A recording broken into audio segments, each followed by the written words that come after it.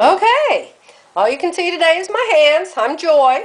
This is March the 2nd, 2013, and I'm going to show you what Louise has you do with the elastic. And let me say that her elastic is really best for this. I have lots of elastic. I have miles of elastic, and I don't think any of my elastic would work as good as this does. So, I have already put the elastic in the casing. I have already sewed one row. Now Louise says you can sew one row or 2 rows or 3 rows or however many you want, but I'm going to try 2 rows.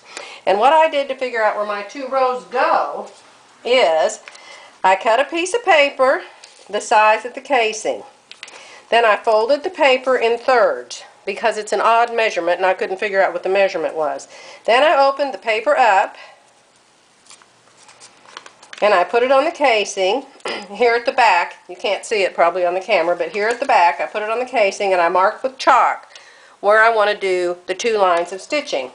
So I'm fixing to do the second row. Also, let me show you this.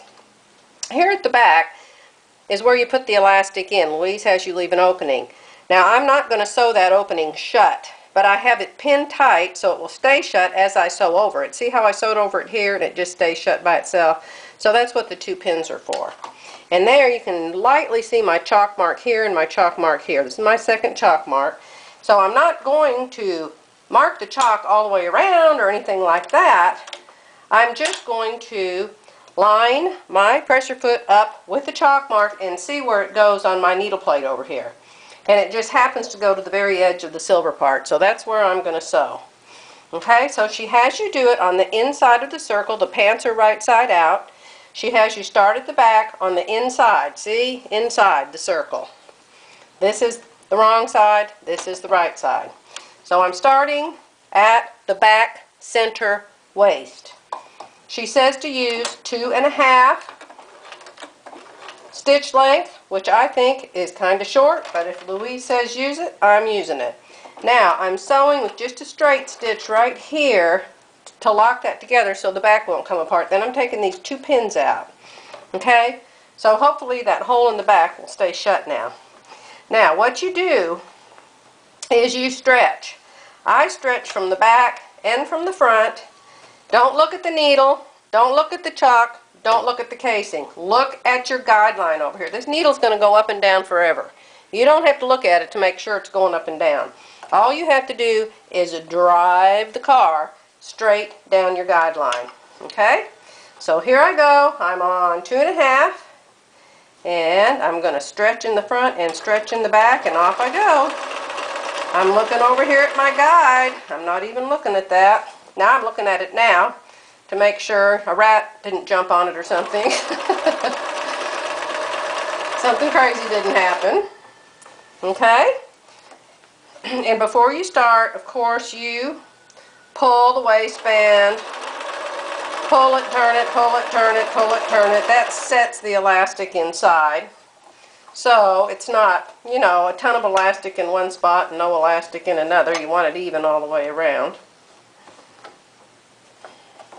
And use your needle down position. That's your third hand. If you don't know about that, oh my gosh. It's like when I first bought this Bernina sewing machine. And I didn't even take the presser foot lifter out of the box. I don't know if you have a Bernina or not, but I just left mine in the box. I went to a class one day with all these other ladies, and I set up my machine, left the pressure foot lifter in the box, because that's what I always did. And the lady next to me said, "You get that out of that box right now and put it on your machine. You need to learn how to use that." So, me being one who can listen to other people and do what they say, took it out of the box, put it in the machine, and I have, what, 8 Berninas? And all of them have their little pressure foot lifter in, and always do. I'm just driving it. I'm not even looking at this at all. It's just gathering up and I'm driving it down the road.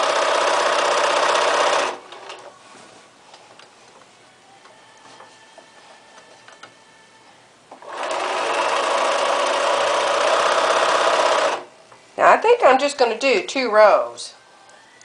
here I am at the back again. Already at the back.